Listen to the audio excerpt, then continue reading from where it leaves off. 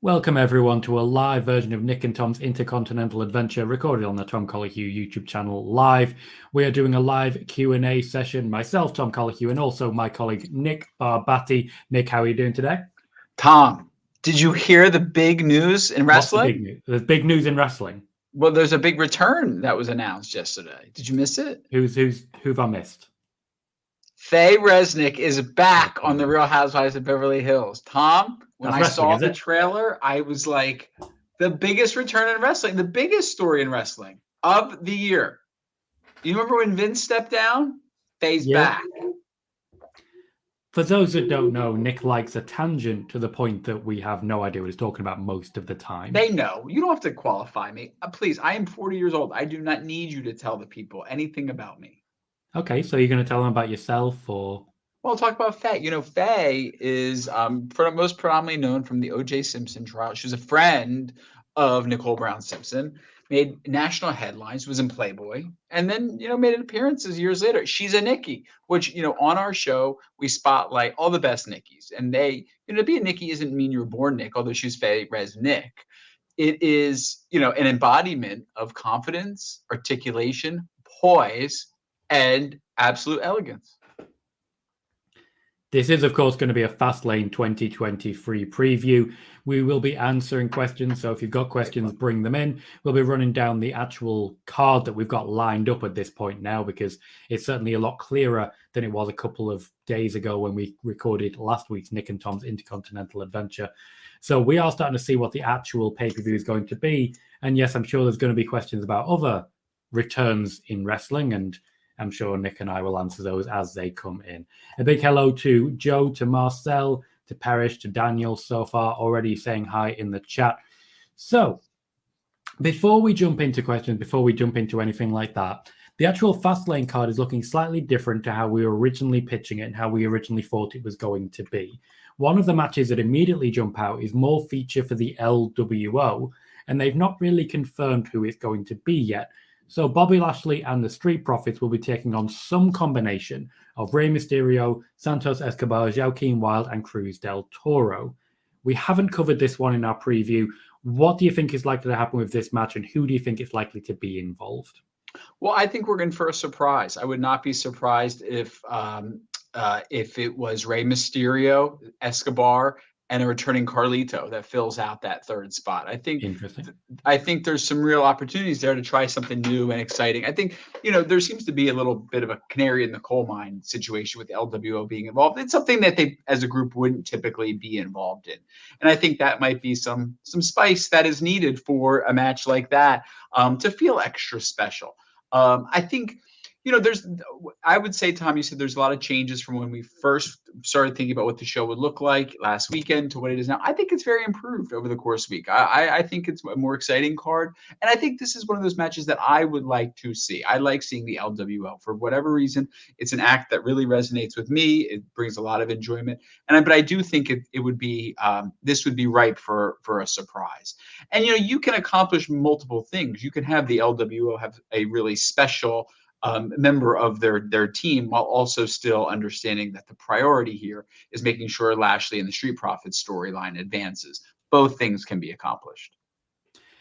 I personally think we're likely to see Rey Mysterio with Cruz del Toro and Joaquin Wilde. I don't think Santos Escobar figures into this. Oh, that's possible. Now, we have heard that Carlito potentially has been signed and is waiting for his debut moment.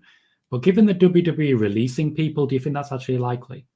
Well, I think he is someone that I think it would be worth bringing back, not doing the old, Francine ECW return thing where she came back in the rebirth of ECW, made 1-2 appearances and suddenly was sent packing. Carlito was so impressive in his last return, physically and charismatically, that I think, you have to give that a really good shot. And I think it's a return that would be embraced. I'm not concerned about that being a problem. I think, if you just went with Del Toro, Wilde, and Mysterio, that really feels like a come down for me. Parrish is asking, could we see Dragon Lee as a surprise? Now, they did tease this on SmackDown. We did see Dragon Lee in the crowd. That certainly would be a good way to sort of soft launch him onto NXT. Yeah, I mean, it's possible. I think we're going to get something a mix up in here, though. I think that I liked at Backlash when the LWO, as I've said before, wasn't just expanded in almost in like a cartoonish way, where anybody of Latin descent from WWE history was suddenly returning and wearing LWO. It actually felt like not dissimilar from how they approached the Anoa'i family, which is that it's something where even if there's not a whole lot of blood shared, there's a culture shared, and that's what the LWO seems to have evolved into, rather than a cartoonish, carve out from the NWO. So I think in that regard, it's good. I would agree with that. For the winners, I'm definitely thinking the heels, the Street Profits and Bobby Lashley. They're still establishing them as the bad guy unit that they're now becoming. The LWO seem perfect to establish them in that Yeah. way. Do you agree or disagree? Yeah, I agree. I think, and I think it could be a win by hook or by crook, and with emphasis on the by crook. I think that the heel act should be cheating in this regard to really establish them for what they are, which is a heel act. Kervin is saying if you give me Gunter versus anybody at Fastlane, it's going to get interesting. The issue we've got with that, however, is that Gunter versus Tommaso Ciampa actually ended up taking place on Raw, leaving room for different matches in the actual Fastlane card. We did see the return of Johnny Gargano, but I don't see any tag team match happening given that Gunter and Imperium are a 3, whereas DIY, that being Ciampa and Gargano, are a 2. Are you happy that this match took place before Fastlane, or would you have rather saved it? Well, I'm not a big fan of the premium live events being condensed into more digestible times, and I think that 3 hours or 3 hours 15 minutes works just fine. And I think once you go longer than that, anything that's on the card actually suffers. So if the Intercontinental Championship moving over gave breath to that match taking place, as well as what the overall premium live event construct is going to look like, then that's better for all involved. King Azar is saying, do you think LA Knight will go face-to-face with Roman at Fastlane or SmackDown? Now, I do think if there is going to be an engagement with LA Knight and Roman, it will not come at Fastlane. They don't tend to do those surprises on the premium live events anymore, and Roman isn't booked, as has been confirmed by Wrestling Observer, until afterwards. That said, Nick, LA Knight, Roman, do you see it happening? I mean, I think that there's it will be a moment when they face off with each other, right? And it's good for all involved. Roman to go up against, in many ways, the guy who commands the biggest babyface crowd reaction in WWE, at least on SmackDown. So with that said, of course they're going to face off at one time. Is it exciting to me? No. Is it interesting to me? No. Do I think LA Knight should be or would be considered someone to dethrone Roman Reigns? No. So I don't care about any of that. I do think there are some better options at the moment. I know LA Knight's got a big groundswell of support, but we have AJ Styles right there. We have the potential for a John Cena rematch right there. That could well be John Cena's last actual opportunity at any sort of championship. So I do think there are better options. That said, it's been a long time since it felt like there actually have been options for Roman Reigns. Since the beginning of this season, at least when WrestleMania rolled around, it felt like Jey Uso was kind of it. So it's kind of refreshing seeing Roman have challenges again. Yeah.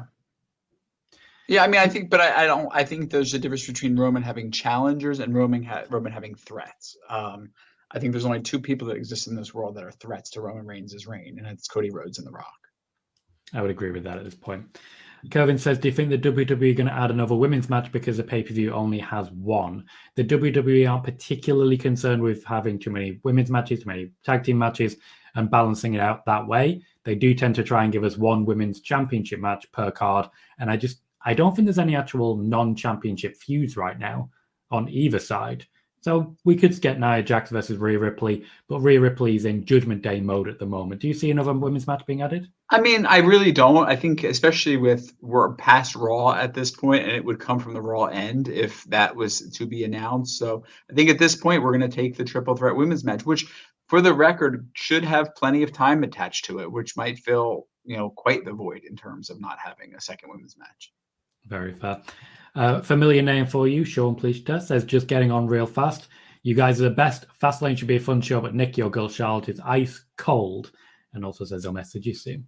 I don't know what that means. She's ice cold. Like in diamonds? Yeah, I'm sure he'll catch you up. Well, do you think she's ice cold, Tom? Well, I just mean cold as in a strong performer who can absolutely destroy people. That's pretty cold. Yeah, that's true. And she's not a cold act. I mean, she's a championship act. And when they don't have the championship, when you're built like that, it does seem like come down time. But that's okay. That's part of the territory. There were definitely some boos on SmackDown when she said she was going for the championship. They've worked pretty hard to keep Charlotte a face, but it does seem that anytime she comes near to championship gold, they start to lose that. I personally think Charlotte makes a much better heel, even though there is an unnatural element to either side, because when you see her in interviews, she does come across as a very warm person. What do you Mhm. make of Charlotte Flair at the moment and the fan reaction she's getting? I think she commands a reaction period. I think in general, people resent people who've been super successful where it seems like success comes easy to them or, something's been handed to them. That is the knock on Charlotte Flair. And is it time that maybe she adds some dimensions to her personality like Roman did back years ago? Sure. I mean, that could only further benefit her.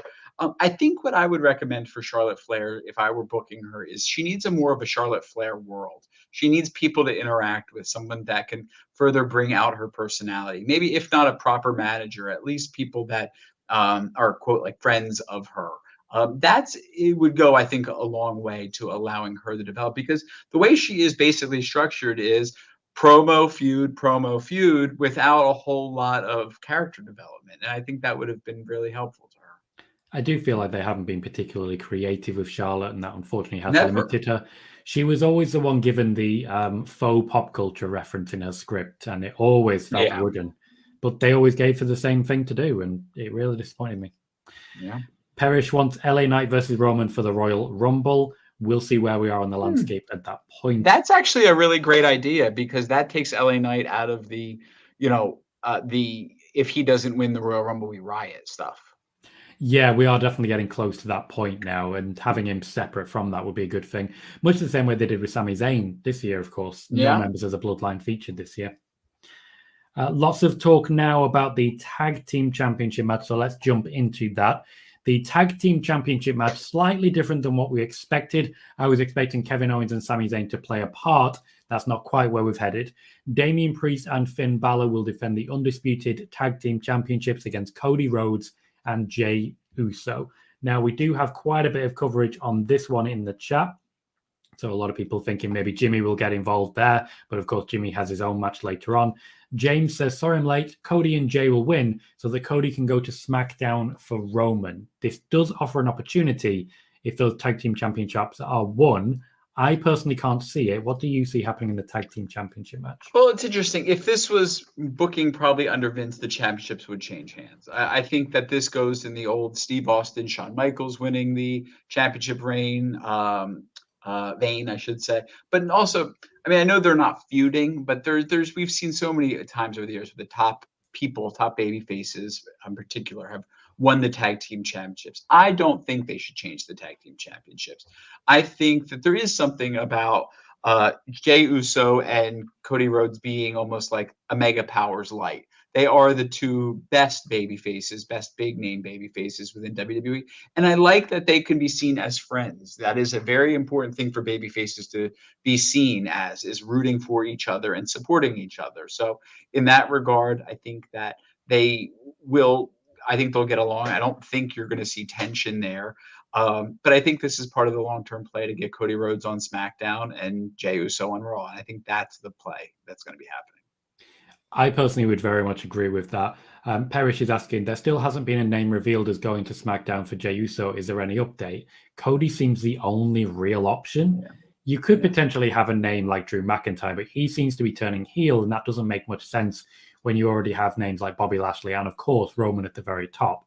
There could be something like Gunter, but then what do they do with the United States Championship? The only real option kind of has to be Cody Rhodes, especially if that is what we're building towards. Right now, they may be buying time because maybe they're negotiating with The Rock or something like that. I personally would just rather know, but we'll see how that plays out over You time. think they should trade Faye? I said The Rock. Oh, Okay. I thought you said the Resnick. Faye's not on Raw. No, she's not. Faye's not Raw. Not Okay, there's a few You people love saying that line delivery. You think do. they should trade Faye? I mean, Yeah, you love that. Okay, you get me sometimes, all right? You get me sometimes. Perry says Charlotte doesn't know how to do her act and talk like a face. She's a natural heel, but in real life, she's anything but a heel. I agree with that. I think she's had a lot less practice as a face. Noob says, I mean, Charlotte Flair should interact less with Asuka and the rest of the four horsewomen. That's kind of everyone at her level right now. She's interacting a lot with Bianca Belair, and we'll see how that goes. We do have a question about Bianca Belair from Dom. Says, I see that Bianca is on the Fastlane board. Is this stating her return or just a mistake? I don't necessarily think it's a mistake, but I don't think it's necessarily mentioning a return either. I think they just made the Fastlane posters before knowing full well that Bianca wasn't going to be there. What have you got there, Nick? What, the animal? You brought an animal to show us. This is Lakota. I've talked to you about Lakota. Isn't she cute? She's quiet today, Tom. She's behaving. She's behaving, yeah. Well, she's better at night. Yeah, Bianca Belair is not necessarily going to be on this show. I think that although let me tell you this, I thought, well, I have an interesting I was reading an interesting thing about, we've always been assuming that Bianca would be a potential female to join the Bobby Lashley faction. Yeah. But what about Jade fulfilling that role instead? That's been mentioned by the chat every now and then, and I'm excited by the prospect. Personally, I would go with both. And just both Bianca and like Jade. In the woman Miss Elizabeth style, where they had the two women of the Four Horsemen. Why not? You don't know what that means. I don't. Okay. You know me. WCW, not my strongest point. Yeah. I'm aware that there was fighting with shoes at the time. That's basically all I've got. Yes.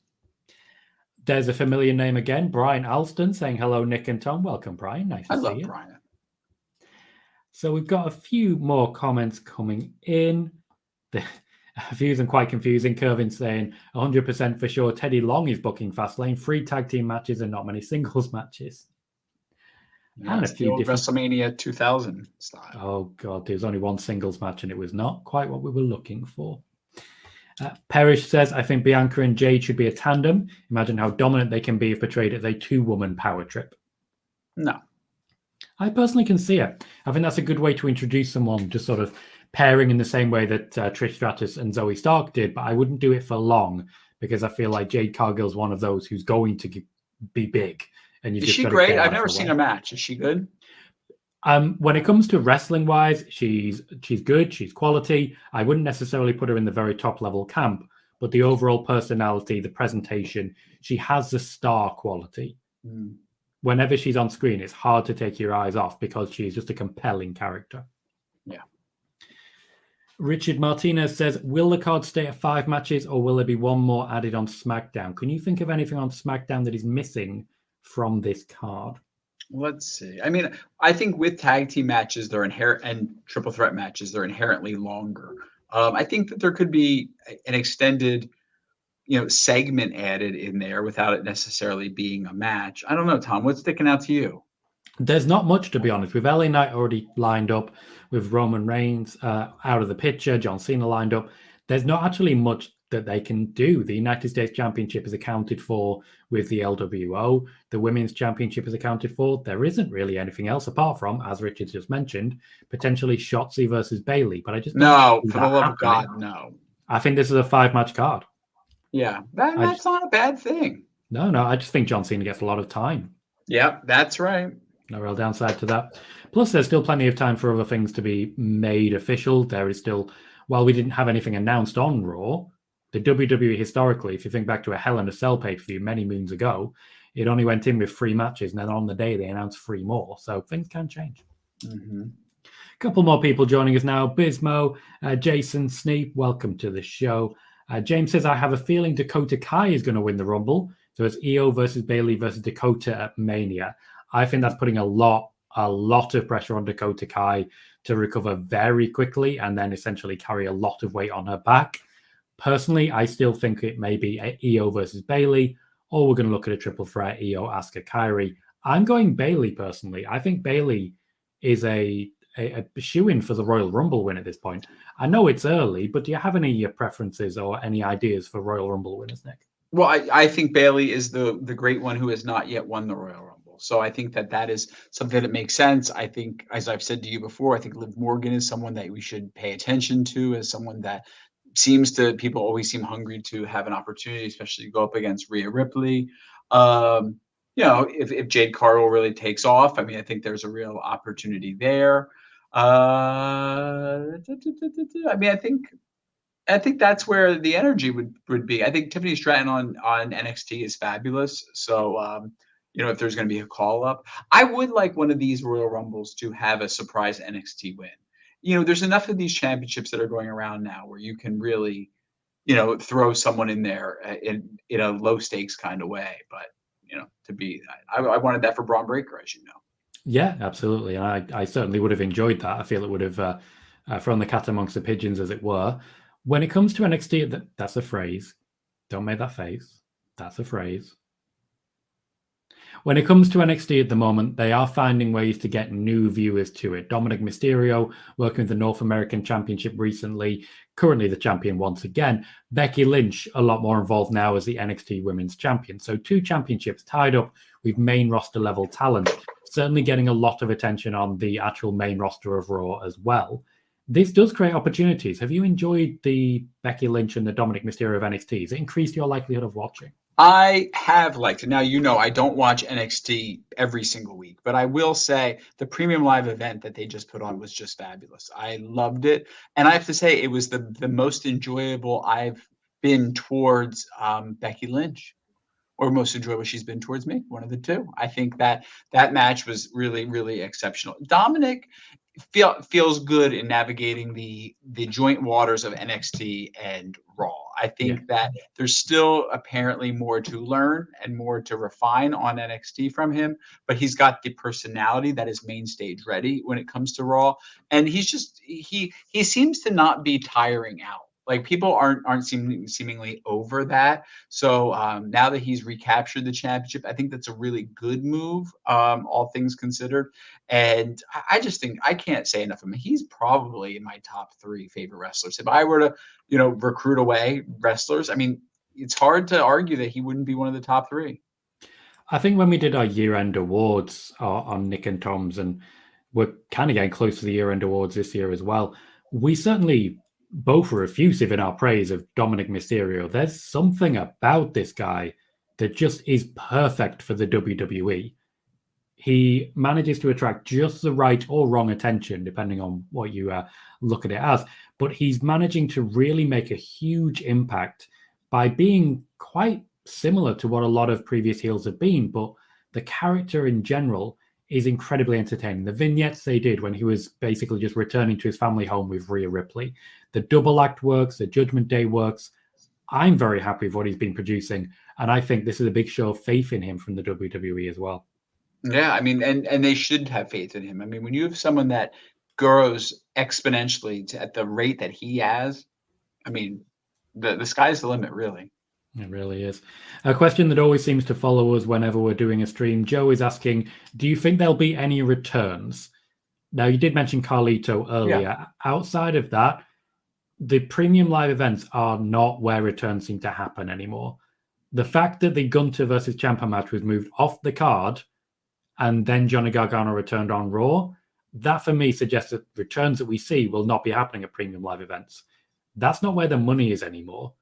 It's all about TV right now, because there they worry about the ratings. Peacock, they tend to just move on with it. Is there anyone else jumping out at you?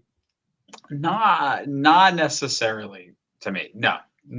I think that this is going to be a pretty straightforward card. And by the way, we talk about things that are going to fill a long stretch of time. We have a last man standing match in here that's going to fill so much time, which that's something that to plan for. But there's not a whole lot of room. I think there might be surprises. There might be a Money in the Bank cash in. There might be that kind of stuff. I think it's going to be, pun intended, a fast moving card.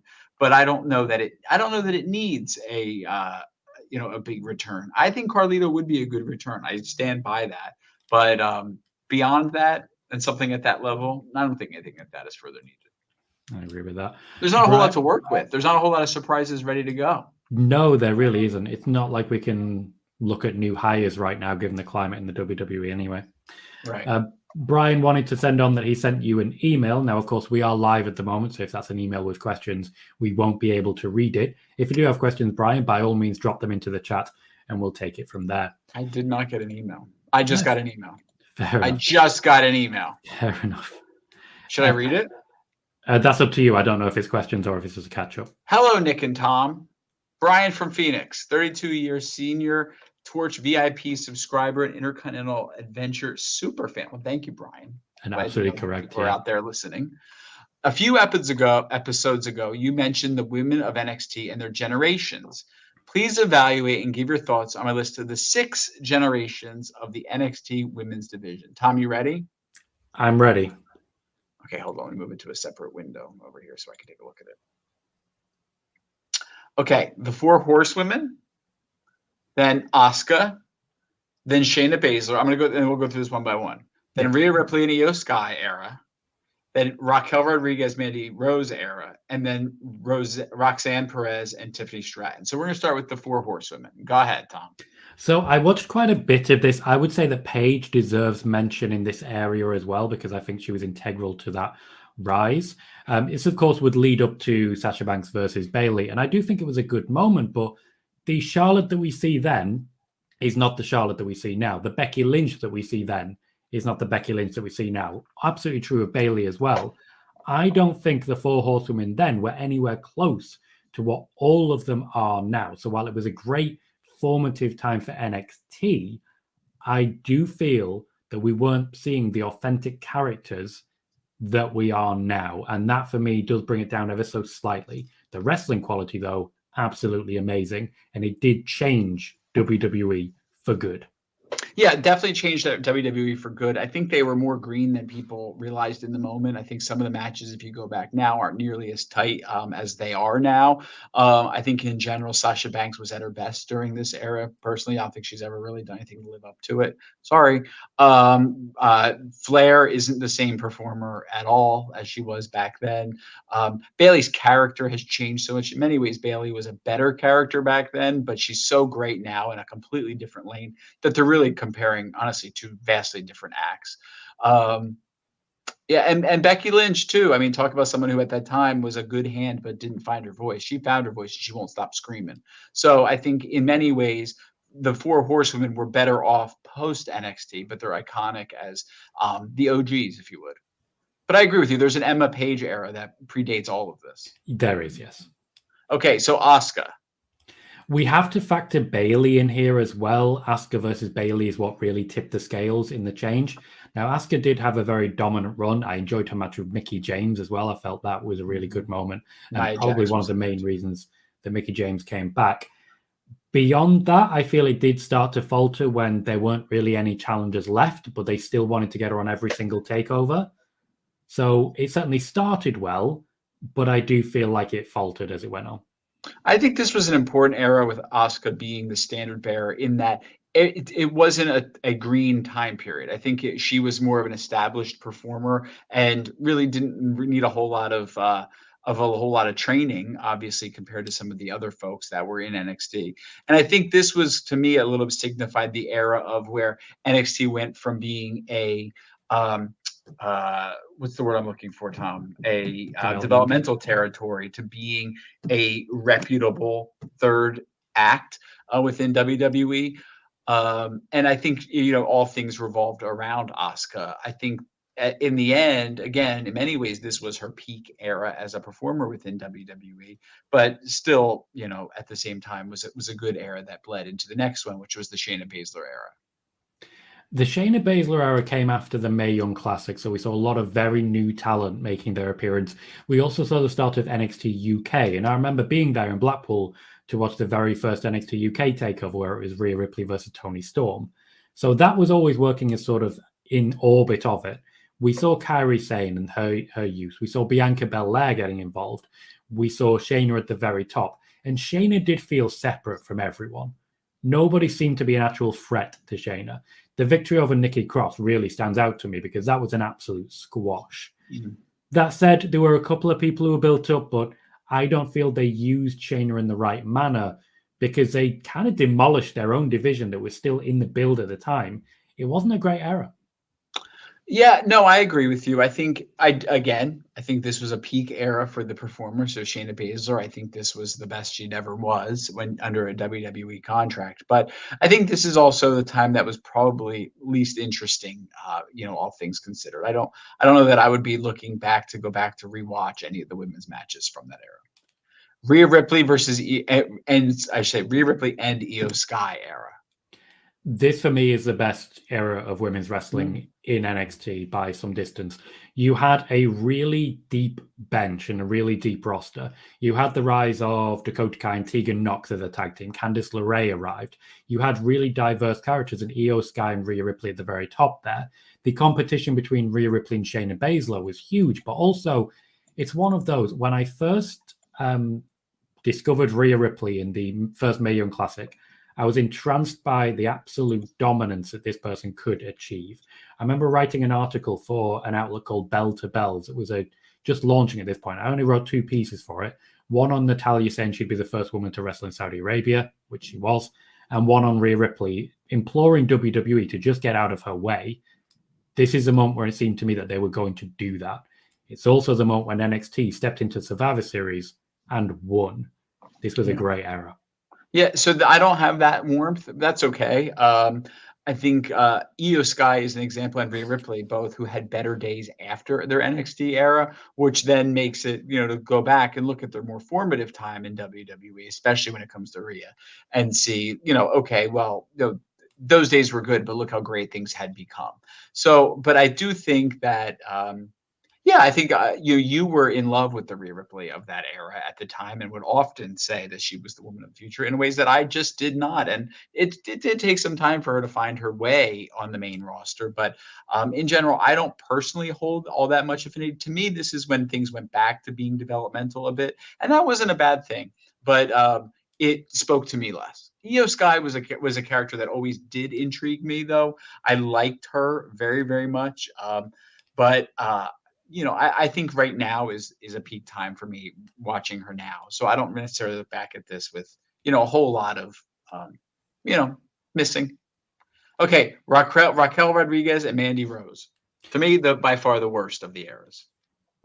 See, this is a difficult one because I kind of agree with you. I feel Mandy Rose was a good champion and actually held the division together pretty well, but it was also the 2.0 era.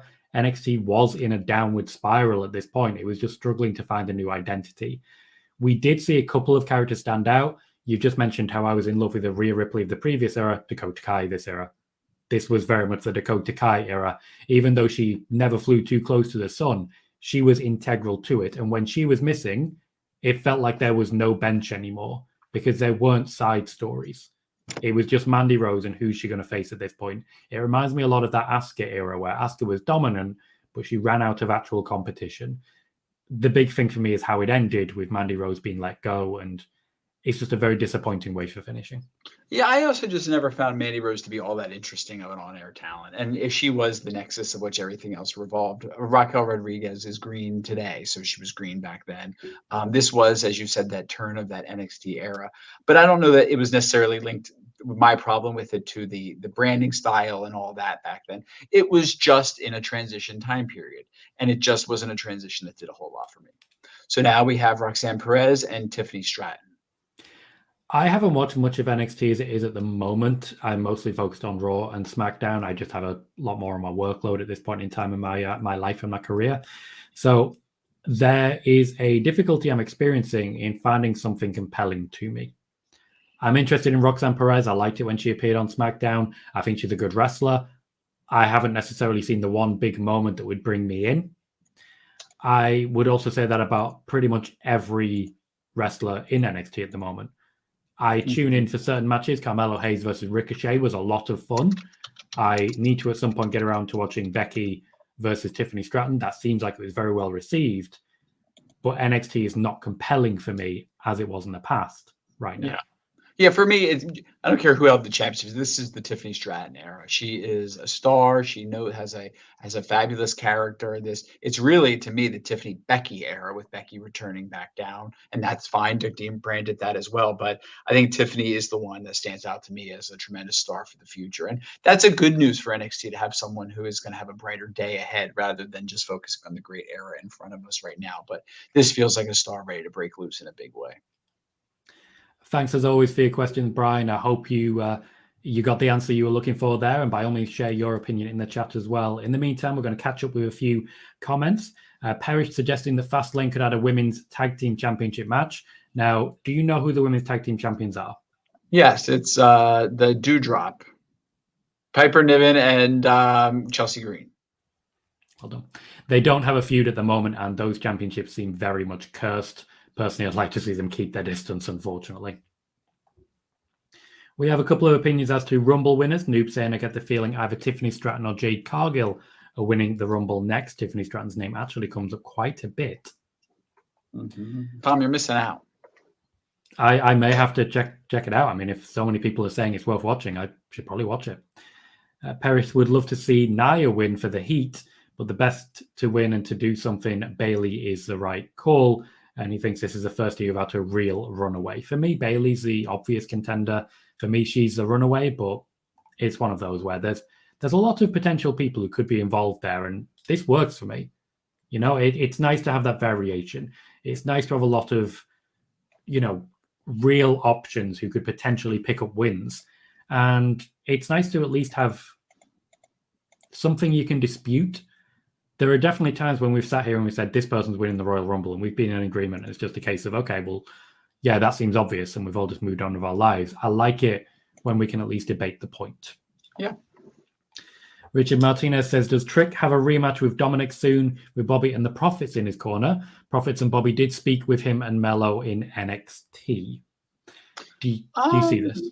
I mean, I wouldn't be mad about that, but I wouldn't say that that's where my priorities. I think my priority would be for them to focus on the addition of a female talent. I think, for whatever reason, there doesn't seem to be a real desire to move some of these people who've been in NXT for an extended period of time, namely Carmelo, namely Braun Breaker, out of NXT in any form of immediacy.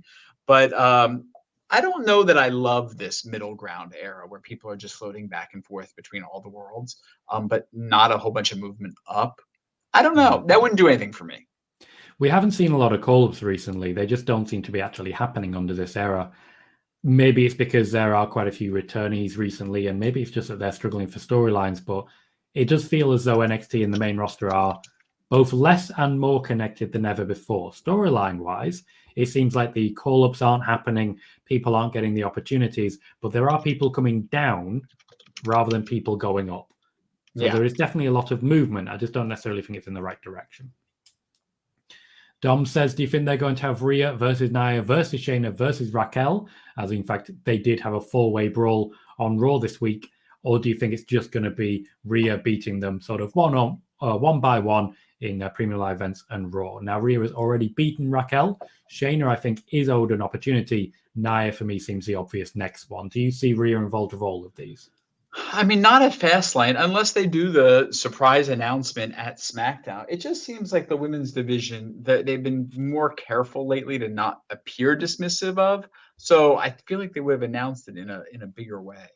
And also, I just think it's kind of takes away from the other multi-women's match that's happening from SmackDown. I don't think you're going to see it on Fastlane. No, I don't either. We are seeing a rotation in championships.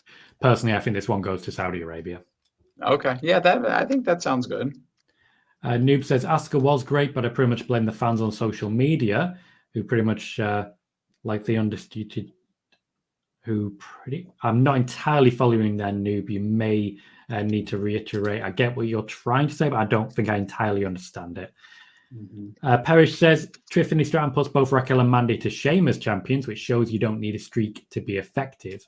Now, Asuka had a streak and had very effective matches. Mandy had a streak, had good matches, but isn't necessarily so warmly regarded. What is the value of a streak to you? Do you think one person should have a long championship reign, or do you prefer smaller championship reigns? Well, I think those are two different things. Like a streak to me can be really damaging in the long run when the streak ends, and then suddenly that person is expected to lose more frequently.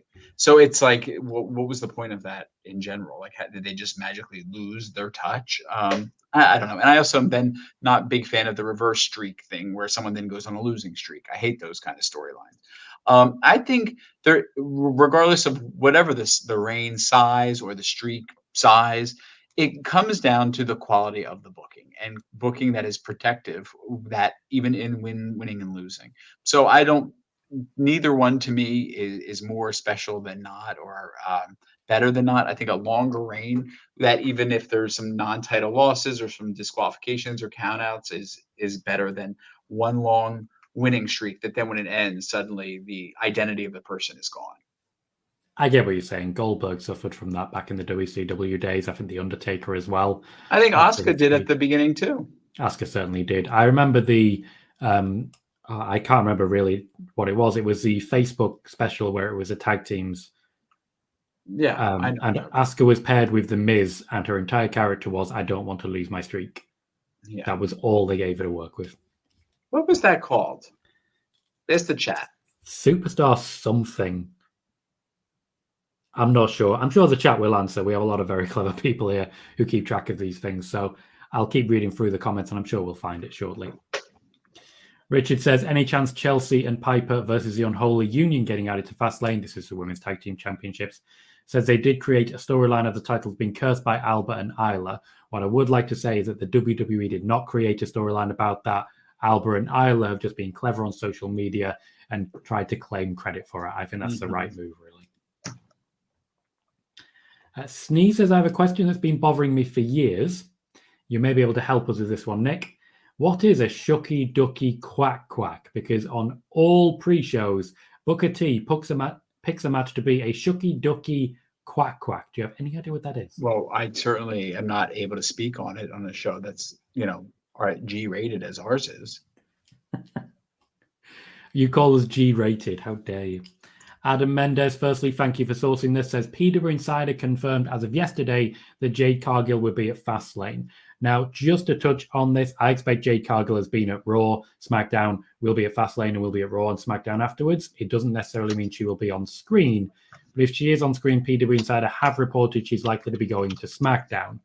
I personally would imagine at this point, Jade Cargill will be starting against Charlotte Flair, if that's the case. Nick, what do you potentially see as the options available for Jade Cargill if she is going to make an appearance? Oh, I wouldn't start her at Charlotte Flair, personally. I think she should go much further down the card. I think, does a name stick out for me? No, I have to be honest with you. I wouldn't. I think there's a possibility in keeping some intrigue with her, giving her a month before she actually has her very first match, something like that. Gosh. Let me think, Tom. There's nobody that sticks out to me, honestly, right off the bat, in terms of who I think would be it. Who do you think? You think Charlotte? You would start her that high? I would start her that high with a win, but I also think Bayley's more likely. If she's going to be winning the Royal Rumble, Bayley, she can afford a couple of losses in the meantime. Yeah. So that makes a bit of sense to me. Mm-hmm. Richard says, would a Bianca heel turn be a slow burn like Drew's heel turn has become? Personally, I think that's already started. I think we've seen several hints of a growing anger in Bianca Belair, particularly aimed at Charlotte Flair. I think if there is a heel turn, it will crescendo at WrestleMania against Charlotte Flair, but we'll be building to it for a while. Do you see a heel turn for Bianca? Yes, I think it's needed too. Yeah, just a bit of a change. Yeah. As much as anything. Adam says, hey, Tom and Nick, do you see Cross getting a main event push soon? No. No, stop. Richard says, based off your viewership of SmackDown, this is as regards me and my usual SmackDown watch parties, did Shotzi win the Bayley feud or did Creative give up on it after Bayley got pinned twice? 2 pins is a clear suggestion of Shotzi winning that feud. I think, unfortunately, they moved on pretty quickly from that and kind of forgot about Shotzi. Definitely. That's absolutely what happened. We do have an answer, Noob, saying the Mixed Match Challenge. There you go.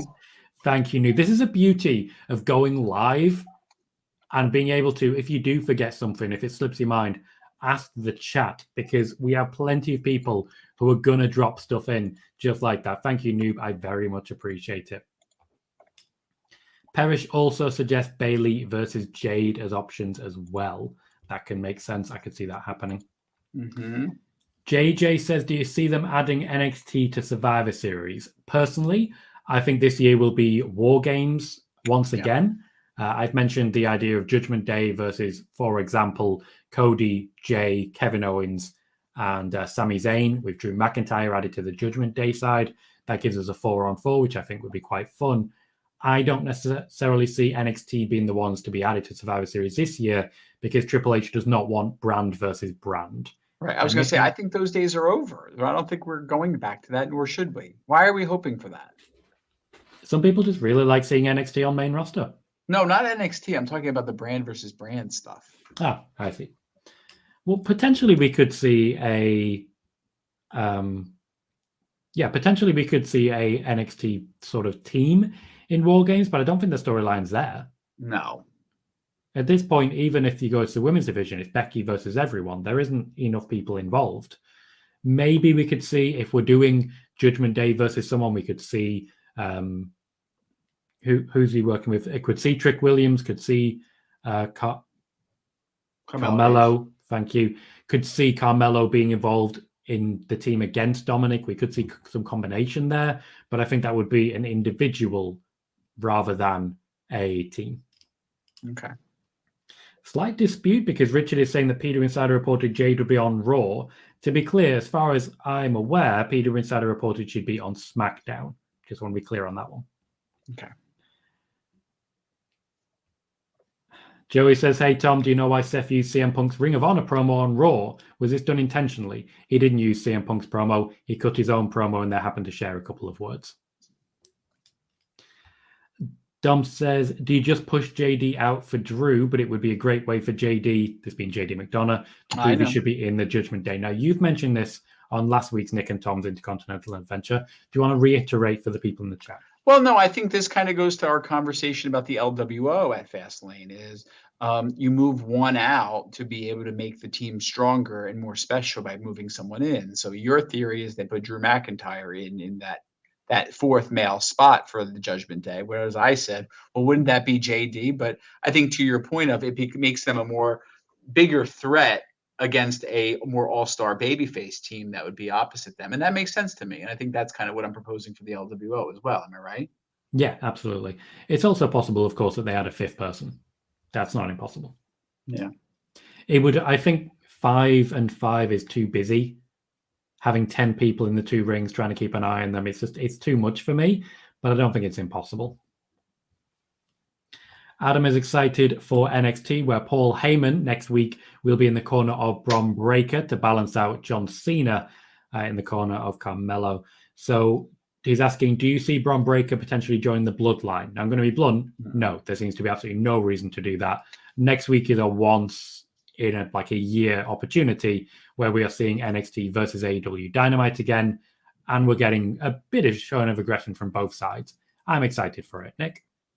Yeah, I mean, I think it's good. I think the world of Carmelo Hayes. I really, really do.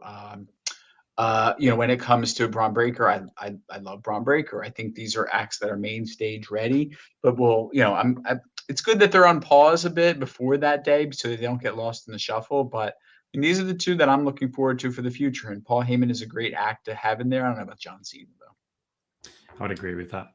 Parrish says, if you want to do brand versus brand, you can bring back bragging rights. Survivor Series had an amazing tradition with the elimination matches. Let them have War Games, which would rejuvenate the PLE. Do you miss the elimination matches? No. And they didn't hold up that great. I mean, there were a couple epic, really, really, really long ones, but no. I still fondly remember 2016, where they wrestled for so long that Seth Rollins' hair dried. Yeah. Those matches don't do anything much for me. No. Brian was a fan of the SmackDown versus Raw Survivor Series matches. I don't think that's necessarily the popular opinion, but there were some good moments from them for me. But that first showing where they had 5 tag teams from each side, that was an experience. Yeah.